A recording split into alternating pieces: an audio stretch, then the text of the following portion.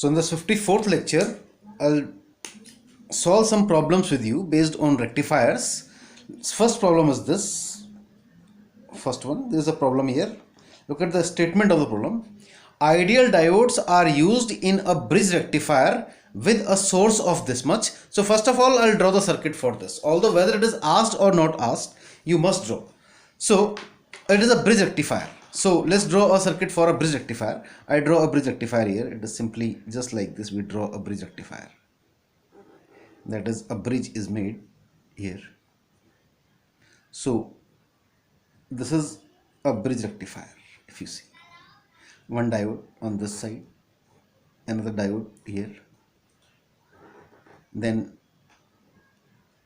one more diode on this side, and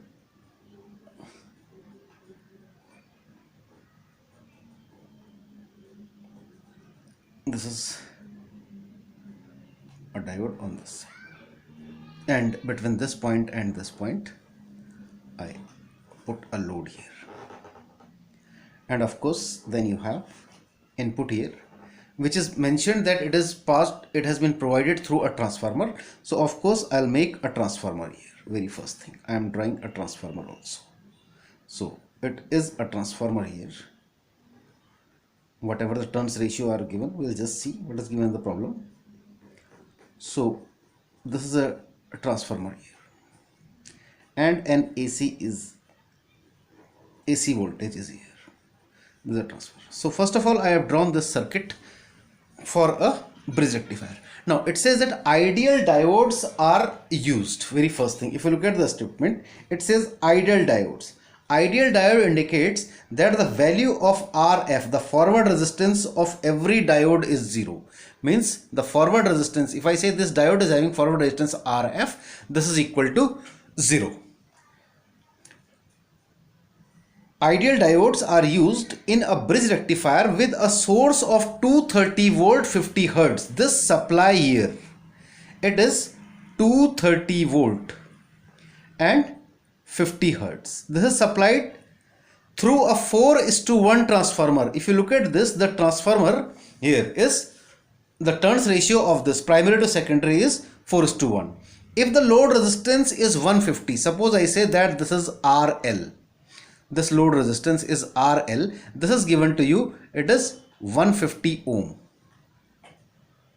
Determine the DC output voltage and current. So what you have to find is VDC, DC output voltage, and DC output current IDC. This is required. PIV, peak inverse voltage, and output frequency, frequency of the output signal. So let me draw the waveforms also before I come to the problem. Suppose I say that this is, suppose I name this as VS. This is VS, and supply voltage, this is supply voltage VS, and this is the input voltage VI. This is primary and this is secondary. So if I draw this VS with respect to omega t, suppose I say that this is VS, I am drawing here, supply voltage with respect to omega t, it is something like this. This is given to you, and it is 230 volt 50 hertz. The value of this is 230 volt and 50 hertz. This is the signal which is applied here, this VS. Now let's draw this VI. What will be the value of VI? If you see, you can say that I am writing solution here. This VS upon VI, VS upon VI is equal to, VS upon VI is equal to 4 upon 1. What I am applying here? V1 upon V2 is equal to N1 upon N2. I have applied this. Transformer turns ratio, V1 upon V2 is equal to N1 upon N2. So this VS is given to you. This VS is given to you 230. This is 230. So VI will be 230 upon 4. This implies that value of VI will be 230 upon 4, and this value of VI, I can say 230 upon 4. If I calculate, it will be approximately equal to 57.5 volt. Remember that this is the RMS value. Until unless it is not mentioned, this is also 230 volt 50 hertz RMS. This is the RMS value. So what I obtain from here, if you see, I obtain Of course, this is omega t, same points are dropped down here, and I obtain this Vi here. That is, I am plotting this with respect to omega t. This is the input voltage Vi. Vi means the output of the secondary, which is acting as a voltage source, which is acting as an input to this rectifier. So I get a waveform like this. I'm showing it is a step down voltage, and this is nothing. It is simply, I can say, 57.5 volt, 57.5 volt RMS value. Of course, you can say it is 57.5 volt in 50 hertz. 50 hertz also. You can say it is 50 hertz. Solving the problem is not an issue. Understanding the problem is the main point. So this is clear. Now, of course, it will be fully rectified, and I'll get a rectified wave output wave here. I'll get a rectified output wave omega t. Suppose I say that this is the current, output current across this load, and of course the nature of this wave will be a rectified output. It is a rectified output here. Now coming to the problem now. This is a rectified output, and this is of course the value of this, instantaneous value of this is Im sine omega t of this. Now what is asked in the problem? We have to find the DC out, IDC and VDC. Now this is the RMS value. So what is the maximum value of this? If I say that what is the value of VM here, this VM I am interested in. This VM, the RMS value is this. So from here I can say that the value of VM, this implies that the value of VM means maximum voltage, maximum value of this voltage, that is the maximum value of this, is equal to 57.5 into root 2, and this comes out to be VM as per my calculation, it is 81.3 volt. That is, this maximum voltage is 81.3 volt. Now it is asked to find the IDC. Let's find out IDC. What is IDC? Since I know that IDC for a full wave rectifier, IDC is equal to twice Im by pi. At the same time, I don't have this Im, so I can say it is 2 upon pi. Value of Im is equal to Vm upon Rf plus Rl, but this Rf is 0, so it is Vm by Rl. Now all I have to do is I substitute the value of this Vm is 50. I substitute this value. This Vm is 57, or rather 81.3. Let's substitute the full value. It is 81.3 volt, and RL is given to you 150. If I substitute this value as 150 here, so you'll get the value of IDC, and as per my calculation it is approximately equal to 0.26 ampere. Next you have to find current. I found out DC output voltage VDC. So VDC is equal to IDC into RL. IDC I have just calculated, RL is 150, so this comes out to be, as per my calculation, approximately 39 volt. I want to cross check it, please. 39 volt. So this is the first answer that I found as per my problem, which I have to find VDC and IDC. That is, the DC value of this current is twice Im by pi, where Im is this Vm upon Rf plus RL, RL is 0. Next is peak inverse voltage. Next you have to find is the peak inverse voltage. So this peak, if you remember, the peak inverse voltage for a bridge rectifier. Next part, I am finding peak inverse voltage. Since this peak inverse voltage is equal to simply Vm for a bridge rectifier. If you remember, in the previous lecture I discussed with you. So Vm is how much? 81.3. So it is equal to 81.3 volt. This is another answer. Then output frequency. If you see, if the input frequency is this, the time period has been halved. The time period is halved for the output wave. It means that the frequency will be doubled. So I can say that the output frequency FO, output frequency I'm saying FO is equal to twice of FI. Twice of Fi. And what is Fi? Input frequency is 50 Hertz. So it will be FO will be equal to simply 100 Hertz.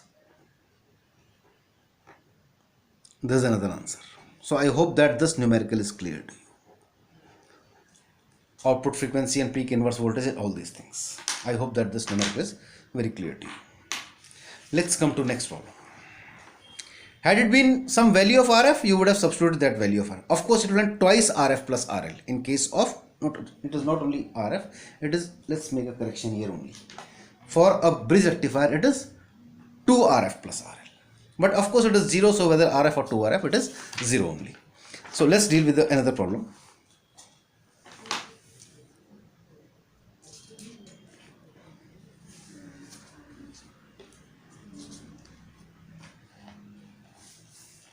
Next problem is this.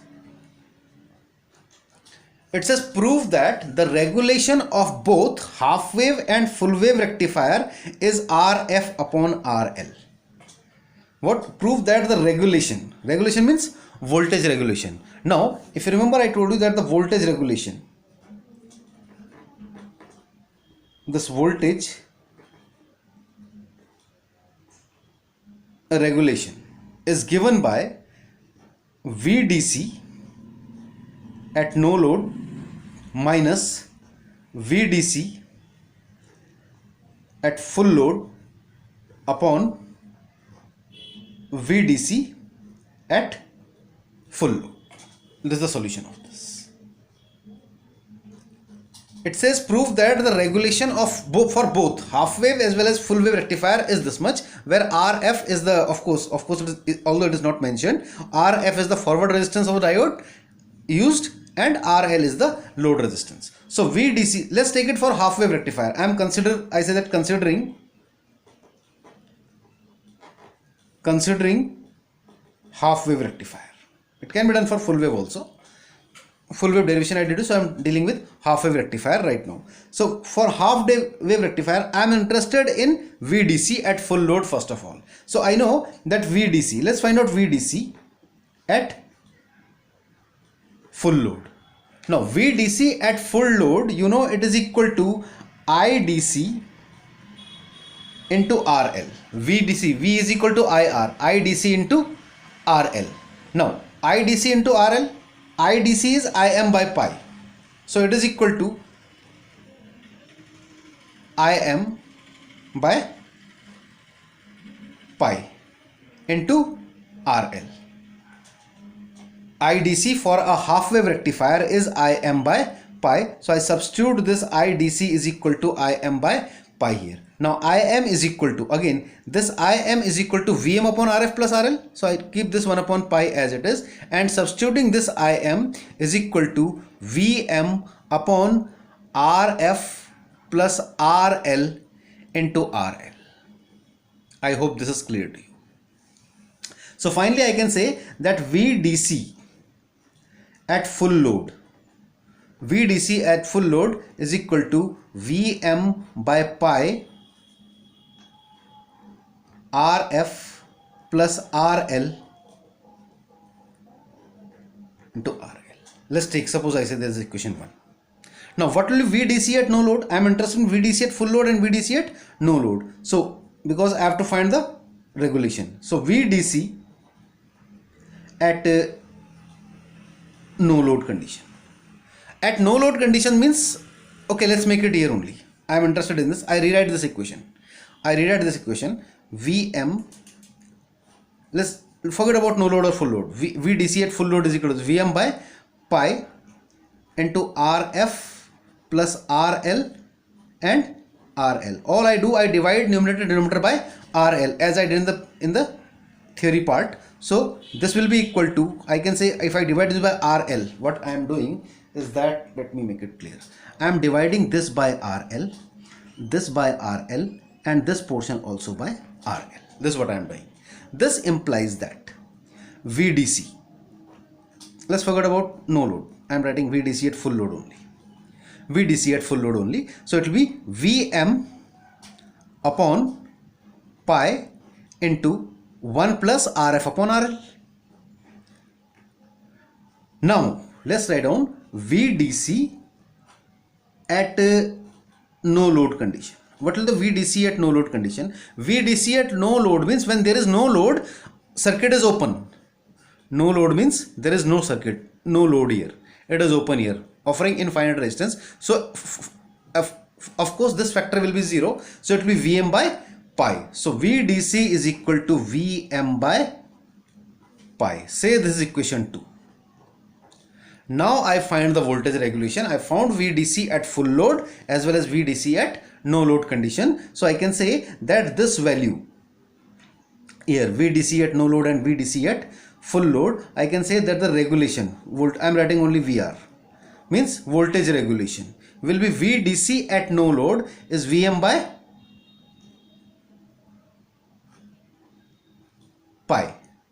It is equal to Vm by pi minus VDC at full load is Vm by pi. It is Vm by pi at full load, Vm by pi into RL upon Rf plus RL. This factor upon VDC at no load minus VDC at full load upon VDC at full load is again Vm by pi into RL upon Rf plus RL. If I solve this Vm by pi is common. This Vm by pi is common from here, and you will get 1 minus RL upon Rf plus RL. This quantity upon Vm by pi into RL upon Rf plus RL.